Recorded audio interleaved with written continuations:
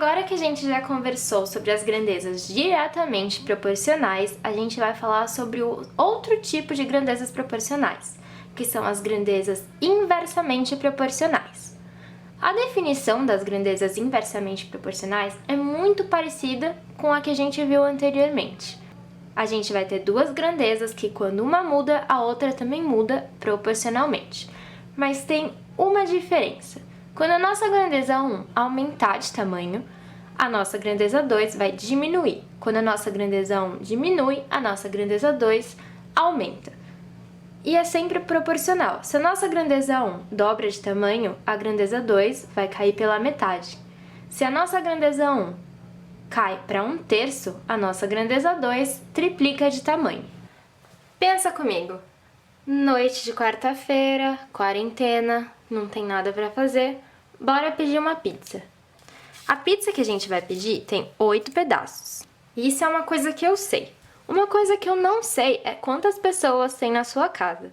Pode ser que você esteja sozinho. Isso significa que você vai comer os 8 pedaços. Aqui na minha tabelinha eu vou colocando os dados que a gente encontra. Então, uma das nossas grandezas é o número de pessoas na casa. E a outra grandeza é o número de pedaços de pizza comido por pessoa. Então, nesse caso, temos uma pessoa e 8 pedaços para essa pessoa. Agora, se nessa casa tiver mais uma pessoa, cada um vai comer 4 pedaços. Então, temos 2 pessoas na casa e 4 pedaços por pessoa. Agora, na minha casa, tem 4 pessoas no total. Isso significa que cada pessoa vai comer 2 pedaços de pizza. Então, eu vou colocar na nossa tabela.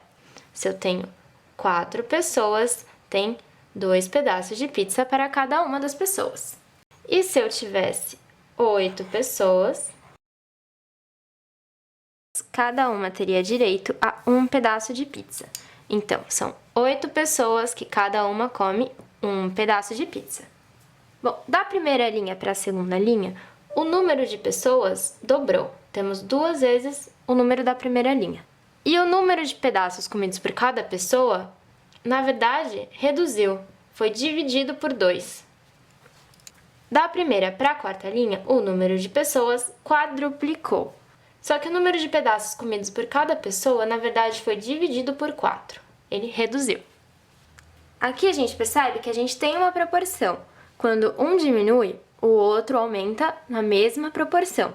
Só que é inverso. É diferente daquele nosso primeiro exemplo do bolo e da farinha.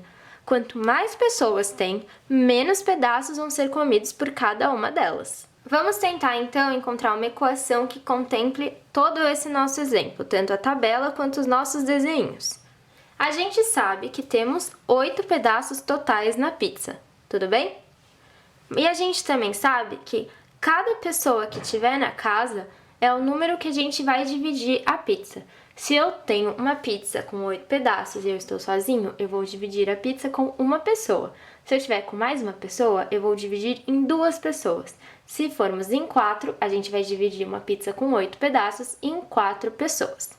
Então, a gente já sabe que temos 8 pedaços que serão divididos pelo número de pessoas, que eu vou chamar de P, que vai resultar no número de pedaços comidos, que eu vou chamar de C. Então, a gente tem 2 grandezas, P e C, que são o número de pessoas e o número de pedaços comidos por cada pessoa, e um número que é constante, que não muda, que é o tanto de pedaços que vem em uma pizza. E a gente sabe que nessa pizzaria eles só vão vender pizzas com 8 pedaços. E ponto. Então, 8 não vai mudar. A gente pode fazer o teste da parte 1 desse vídeo, que é substituir a equação por qualquer linha da nossa tabela. Então, se a gente colocar 8 dividido por 1 é igual a 8. 8 dividido por 2 é igual a 4. 8 dividido por 4 é igual a 2. E 8 dividido por 8 é igual a Então, sim, essa é a nossa equação. Bom, eu quero isolar todas as minhas grandezas de um lado da igualdade. Então, eu vou ter que 8 é igual a C. P, que estava dividindo, passa multiplicando para o outro lado. Então, é vezes P. Como as nossas duas grandezas se multiplicam, a gente sabe que quando uma delas aumenta, a outra necessariamente tem que diminuir, para que assim a gente consiga manter esse número daqui constante. 8C e P representam esse exemplo específico. Só que a gente pode escrever de uma outra forma. A gente pode escrever que a gente tem uma constante que é igual à multiplicação de duas grandezas inversamente proporcionais. Então, quando a gente tem uma grandeza x1 e uma grandeza x2, e a gente sabe que essas duas grandezas são inversamente proporcionais, a gente sabe que quando elas se multiplicam, dá uma constante de proporcionalidade, que é k. Então, aqui a gente já evidencia uma grande diferença das grandezas que são diretamente ou inversamente proporcionais. Quando a gente tem uma grandeza que é diretamente proporcional à outra, a razão delas é constante. E no caso das inversamente proporcionais, o produto dessas duas grandezas, quando a gente multiplica uma grandeza pela outra, é constante. Como no caso das grandezas inversamente proporcionais, a gente vai relacionar elas através da multiplicação. Então, quando a gente multiplicar cada grandeza, a gente vai ter uma constante. Quando a gente se deparar com uma tabela como essa, onde a nossa grandeza é y, por exemplo, e a nossa segunda grandeza é x, a gente tem que y vezes x é igual a y vezes x. Então, a nossa regra de 3 para as grandezas inversamente proporcionais vai ser um pouquinho diferente. Em vez de a gente cruzar, a gente vai direto para o outro lado. Se quando a gente tem grandezas diretamente proporcionais, a gente multiplica cruzado, seria y2 vezes x1, agora a gente vai fazer y1 vezes x1, y2 vezes x2. Na verdade, é a mesma coisa que a gente já tinha feito aqui. Esse exercício aqui eu tirei do Enem 2019, foi o último Enem que aconteceu. Para contratar 3 máquinas que farão reparo de vias rurais de município, a Prefeitura elaborou um edital que, entre outras cláusulas, previa: a primeira é, cada empresa interessada só pode cadastrar uma única máquina para concorrer ao edital. O total de recursos destinados para contratar o conjunto das 3 máquinas é de R$ 31.000. O valor a ser pago a cada empresa será inversamente proporcional à idade de uso da máquina cadastrada pela empresa para o presente edital. Ou seja, quanto mais velha a máquina, menos vai ganhar. Quanto mais nova, quanto menos idade tiver, mais vai ganhar. As 3 empresas vencedoras do edital cadastraram máquinas com 2, 3 e 5 anos de idade de uso. Quanto receberá a empresa que cadastrou a máquina com maior idade de uso? Ou seja, a que vai receber menos. Eu vou chamar as minhas empresas de X, Y e Z. E eu tenho 2 grandezas, uma é a idade delas e a outra é o quanto cada uma vai ganhar. Eu vou dizer, na verdade, que X, Y e Z é o quanto que cada empresa vai ganhar. Então, X vai ser o quanto a empresa X vai ganhar, Y representa o quanto a Y vai ganhar e Z representa o quanto a empresa Z vai ganhar. X tem 2 anos de idade, Y tem 3 anos de idade e Z tem 5 anos de idade. E a gente sabe que o valor total dos prêmios vai dar 31.000, ou seja, X mais Y mais Z é igual a 31.000.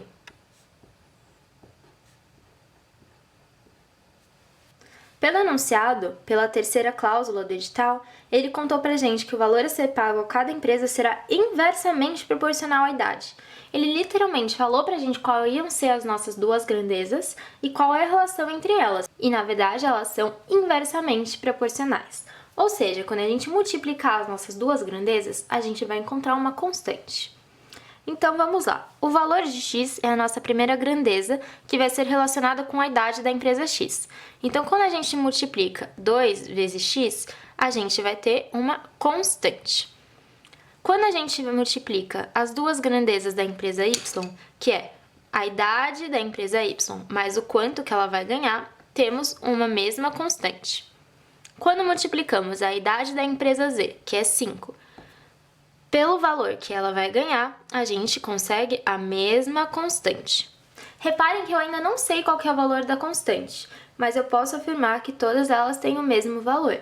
Todas essas multiplicações têm o mesmo valor numérico. Então agora a gente vai lembrar da aula de equações do primeiro grau e no método da substituição. Eu tenho x, y e z, e todas essas expressões têm em comum o k. Se eu conseguir isolar as variantes x, y e z e ter do outro lado apenas a letra k, talvez eu consiga achar o valor substituindo nessa expressão. Vamos ver o que eu estou falando. Se a gente isolar aqui, nessa expressão, o x, teremos que x é igual a k dividido por 2. Nessa segunda expressão, temos que y é igual a k dividido por 3. E nessa terceira equação, temos que z é igual a k dividido por 5. Agora eu vou substituir esses valores nessa expressão aqui de cima. X é igual a k dividido por 2, então k dividido por 2, mais y, que é k dividido por 3, mais z, que é k dividido por 5. Tudo isso é igual a 31.000. A gente vai aplicar o MMC entre 2, 3 e 5 para encontrar qual que é o número que a gente vai colocar no nosso denominador e a gente vai encontrar o valor 30.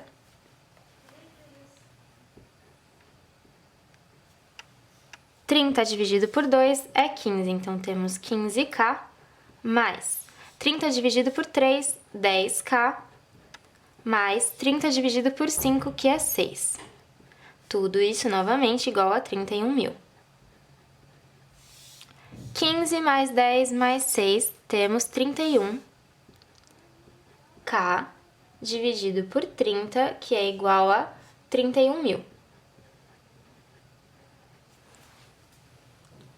Vamos isolar a variante do lado esquerdo da igualdade, então temos que k é igual a 31.000 vezes 30, tudo isso dividido por 31. Vamos dividir 31.000 por 31 e vai sobrar 1.000 vezes 30, 30.000. Então temos que k é igual a 30.000. Ele pergunta quanto receberá a empresa que cadastrou a máquina com maior idade de uso. Bom, a máquina mais velha é a máquina da empresa Z, que tem 5 anos de idade. Então, a gente vai substituir. Mais uma vez. Sabemos que Z, que é a empresa que cadastrou a máquina com maior idade de uso, é igual a K dividido por 5.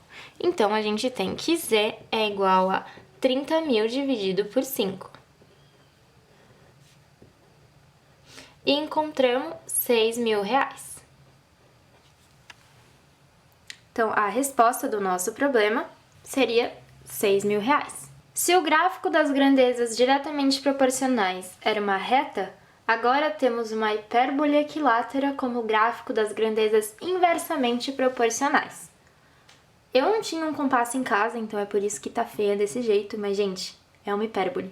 E mais uma vez, eu posso não saber nenhum valor numérico, mas uma coisa que eu tenho certeza é que qualquer ponto aleatório que eu pegar nessa hipérbole, eu vou ter um x e um y, que quando eu multiplicar, eu encontro uma constante, que vai ser exatamente o mesmo resultado da multiplicação do x e de y de qualquer outro ponto.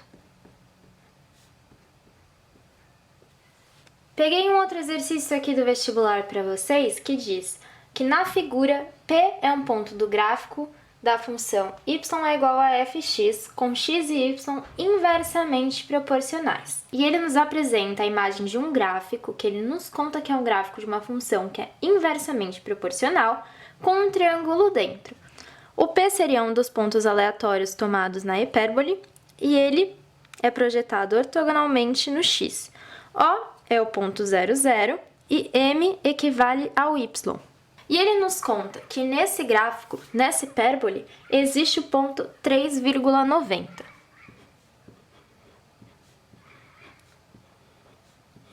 Ou seja, existe um ponto onde x equivale a 3 e 90 equivale a y. E ele pergunta pra gente qual é a área do triângulo OMP, que é esse triângulo rosinha que ele dá pra gente. Esse ponto 3,90 poderia, por exemplo, ser esse daqui. Esse poderia ser o nosso ponto 3,90. Como que a gente acha a área de um triângulo? A área de um triângulo é a multiplicação de seus lados dividido por 2. Então, seria PM vezes OM dividido por 2. A gente não sabe nem o valor de P e nem o valor de M.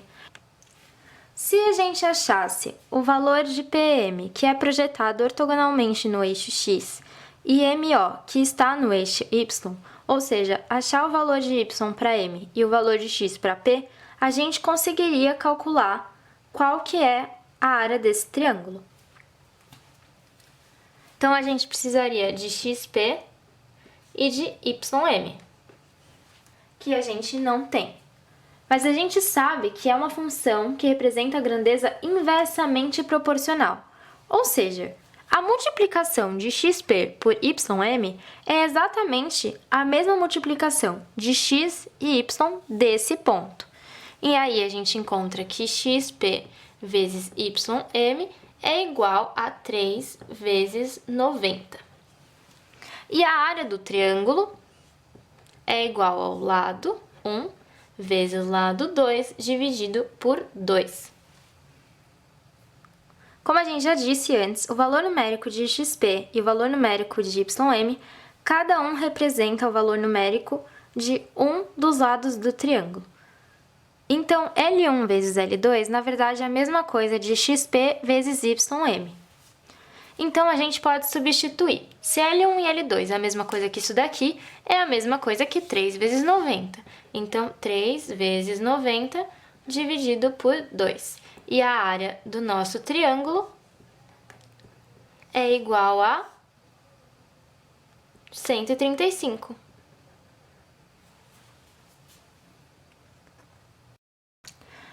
E agora vamos falar um pouquinho sobre escala, um outro assunto que os vestibulares gostam. Escala nada mais é do que uma razão entre o tamanho no desenho e um tamanho na vida real.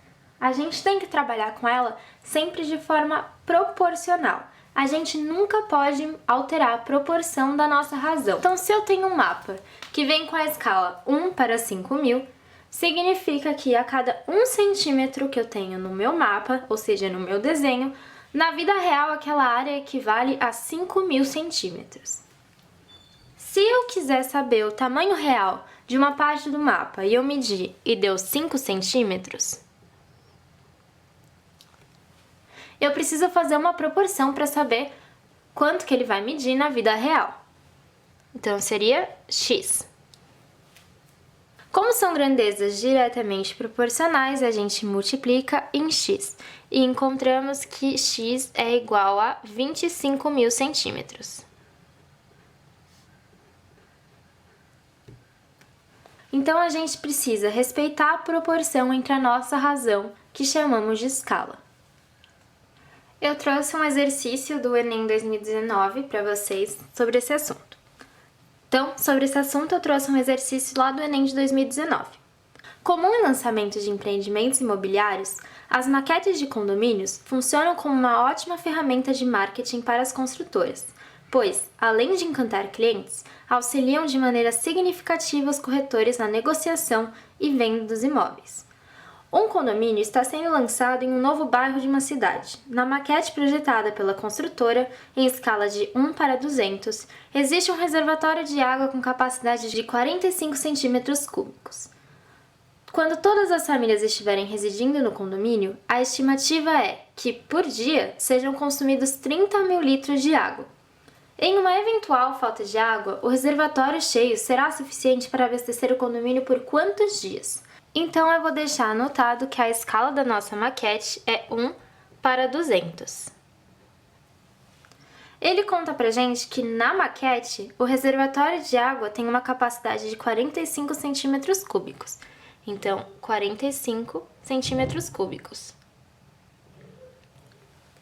O próximo passo seria a gente encontrar qual que é a capacidade real da nossa caixa d'água, do nosso reservatório. Então, seria 45 para x, que é o valor que a gente quer encontrar. Como a escala é uma grandeza diretamente proporcional, a gente pode fazer a regra de 3 multiplicando em x, mas a gente tem que ter muito cuidado nessa hora. Como a gente tem um volume aqui, é uma grandeza tridimensional. Então, a gente tem que pensar que a gente vai ter uma caixa d'água. Não necessariamente no formato de um paralelepípedo, mas aí a gente vai ter a altura, o comprimento e a largura. São 3 dimensões a ser consideradas. Vamos supor que as nossas dimensões são 45, 1 e 1. Provavelmente não é, mas isso tem o mesmo valor matemático que isso e para mim tá de bom tamanho para resolver esse problema.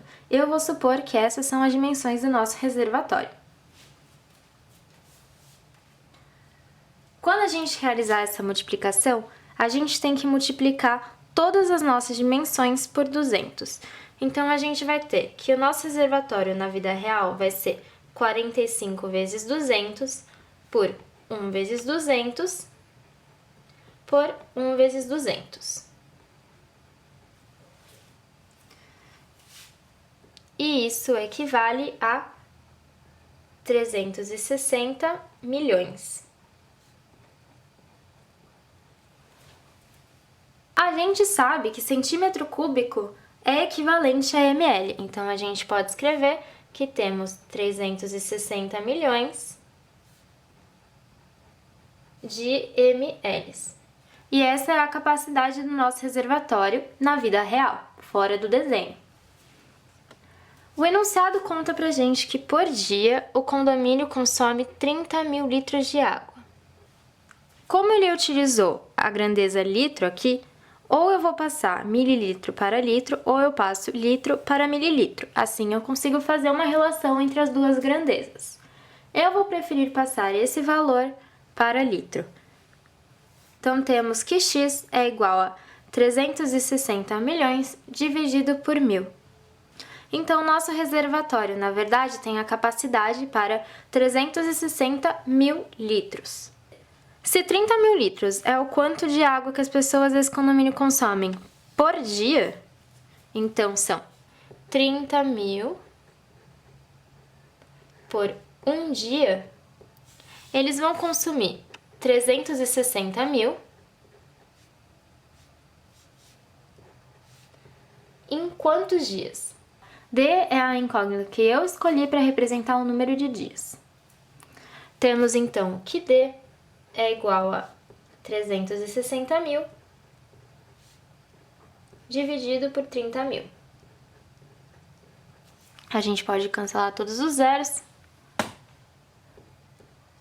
e encontramos que toda essa água vai ser consumida em apenas 12 dias.